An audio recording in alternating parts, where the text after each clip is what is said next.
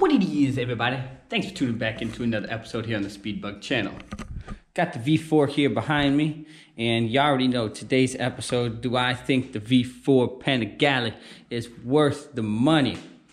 Not overall, but overall, do I think it's worth the money as a whole bike, what they're charging for the bike and anything like that, not just particularly for me in my instance? Well, let's just get right into the meat and potatoes of this video. Well, first and foremost, I always have to say, she still is the most beautiful bike in my entire collection. That's just undeniably, and I can't not deny it. It is probably still the most gorgeous bike still ever created. This one and the white one. So I can't really complain about nothing in the looks department because she do got it going on. I can't lie. But do I think it's overall worth the money? Well, I'm 50-50 on it. And I'm trying to look at it here from as an overall perspective of the motorcycle. Now, and why I say 50-50, and that's because, for me, because my personal opinion, do I think it was worth the money for me? Absolutely not. But do I think the motorcycle is overall worth the money of what they're charging for? Well, I'm 50-50 on that because there's a lot of great things that the bike actually gives you, and there's a lot of things that it should give you that it doesn't, which wouldn't warranty its cost. So let me go kind of and dive into that. So the first factors of course, let's get why I think it is worth the money. Well, you get the Ducati nameplate. Of course, you're going to pay a little bit extra just for that stupid little seal. And of course, it is being made by Ducati. Now, it is their flagship motorcycle and everything like that. So you do have to pay for that type of technology. It doesn't matter if it's this technology here or like the technology in the R1M. I mean, that bike is almost 10 grand more than your traditional R1. So, you are paying, of course, for all of its upgraded features, whether you get the base, the S, or the Speciale, whatever it may be. You do have to pay, for those features, and that would obviously jack up the price of that vehicle. Now, Ducati has always been known to be a great leaning and cornering bike, very similar to the Yami over there. But it also comes with flaws and stuff like that as when you get it onto the streets and onto the straights where it is going to beat you up. Now, some people may not say or believe that, but it's like living in the South and always living in the North. You don't know what it's like to have snow and have winter until you actually have to live with it. It's different when you go vacation and play in it and stuff like that. Then you go back home to your warm climate and so on and so forth. When you actually have to live, commute, work, shovel that shit and deal with the sleet, slush, snow and the cold and all of that and the bullshit traffic because the person in front of you was too cheap to buy tires and now they just rear-ended you and they don't have insurance and all this other crap. Well, it all kind of falls into the same category. And where I'm kind of going with this is that the bike is so purpose-built for what it was supposed to be done. And I truly believe this was a purpose-built motorcycle. And when I say purpose-built motorcycle, this was a racetrack bike first, and then street mannered second. And it is very, at minimal, street mannered. Like I've always mentioned, this riding position, the seat is very high. You can just see it just in the angle, how it's curved up. There's like almost no damn padding in the seat at all. The foot pegs are so far recessed back. And when you're sitting in this position and you got your ass up there high, it's a lot of force that's being put down here on your hands. So riding the bike around town and stuff like that, when you're just kind of trying to cruise, it makes it a kind of a pain in the ass. And like I've mentioned many times before, it hurts. But where I'm going with this and not bringing the negativeness into it, because we're talking about the positives first, is that where all of this geometry and everything has been created, that's what makes this bike go around the racetrack so damn good. And when it's on a tight track and you're leaning 40, 50, 60 degrees of lean angle and you got that sucker pinned and you're going down, it makes it for an absolute monster. And you can't deny and until you ride one around the track, until you drag a knee on one to realize how well this bike really does corner. Looks aside, it's a track bike first, and then it got some lights and stuff like that, and then they threw it and brought it to market and put it on the street.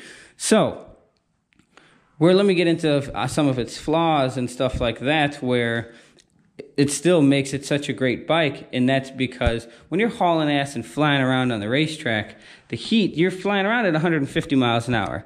So the heat and stuff like that, whether you use the stock exhaust or the tie exhaust, you consistently have airflow that's moving. So you're not boiling your legs and your groin area like you would be sitting in traffic on a street bike. You're constantly moving. You got air coming through all the fairings, down here by the tank, cooling off the exhaust and going out through, because you're hauling ass. And that's what this bike is really designed to do, haul ass with rapid acceleration and rapid in the corners. And that's exactly what it does, and that's what makes it such a great bike. Again, all of these things that make it such a great bike on the racetrack, which makes it such a shitty bike, again, as I've mentioned many times before, on the street. Because it has so many race characteristics in it. It's not designed to go slow. It's not designed to sit in traffic. It's not designed to creep and stuff like that. It sucks when you creep with the clutch. It sucks when you creep in traffic due to the heat. It sucks with the riding position when you're just trying to ride down low and try and be comfortable. It absolutely is horrible. It's horrid. But when you tuck down and you got your arms and stuff tucked down in between the tank and you're going and stuff like that, I tell you, it's a dream, and I'll tell you, it is one of the best bikes I've ever ridden like that. You kind of feel very one with the bike. Now, I'm not going to sit here and say it's my favorite bike, but it's no slouch. I'll be sure to tell you that. So, do I think it's worth the money? Well, if I had to pick a yes or no, my answer still would be yes, because you get the nice exotic factor, you get the nice coolness of Ducati. There are some things that you're going to have to deal with reliability and stuff like that, because it's a race bike. Race bikes and race cars are always in service. You're constantly wrenching on them. So you really can't bitch and complain so much when this thing breaks. And it does break, and there's bullshit that breaks on it, and there's going to be bullshit that's going to keep breaking on it. But what do you expect? It's a race bike with lights. So if your intention is to consistently drag a knee and race this bike or something like that, then this bike is hands money down. Probably one of the best bikes that you can get if you want to throw some knees down here in the corners. I can't sit here and say that it's better than the Yamaha, or the Yamaha is going to be better than this, because I made a video about that, and it's really going to boil down to what you feel more comfortable on, because the two bikes are so similarly close. It's really just like I said, what do you feel more comfortable on? Do you feel more comfortable on the Yami? Do you feel more comfortable on the V4? Because they're pretty much neck and neck. And if you're not a pro rider or anything like that, you'll never be able to push in either one of these two to the limits, to the point where you're going to figure out, hey, this one's so much better than the other one. Absolutely not. So you really kind of got to, ride both of them, ride them hard, go through a couple sets of tires, and then you can really make your decision. But overall, I really do feel that the V4 still is worth the money, and its biggest selling point, obviously, is its cool factor, because it still is super unique. But by it being super unique and having all of these wonderful, rich features and stuff like that, you have to be able to take it with all of its flaws at the exact same time. So that's kind of, my synopsis here, on the V4. It's still here. I really haven't, and I said I was going to sell it.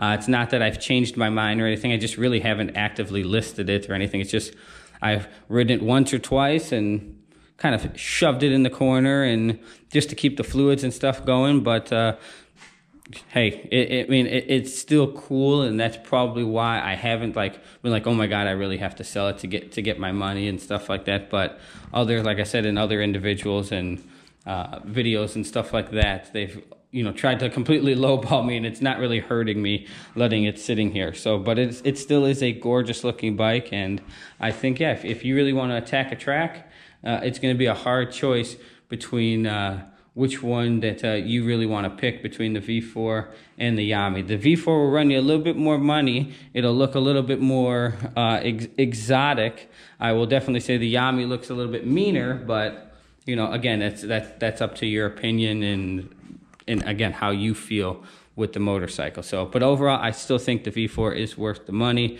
despite all of its flaws, and you just kind of, you got to take it with a grain of salt. I mean, that's what it is. If you don't want like any problems with anything, but you're not going to get that cool and wow factor and stuff like that, you should probably stick with some of the Japanese bikes.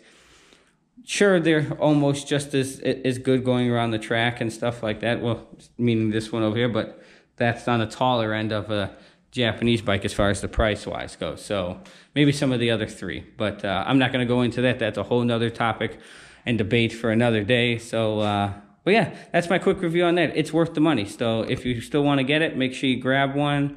But just, again, I bitch about it all the time. And it does have a lot of flaws. But hey, that's why it sits here. It's a race bike, and that's why it's always not ridden on the street. So just know that and be aware of that before you go out and buy it and you think you're going to drive and commute with this thing and be comfortable like you're trying to commute on this thing.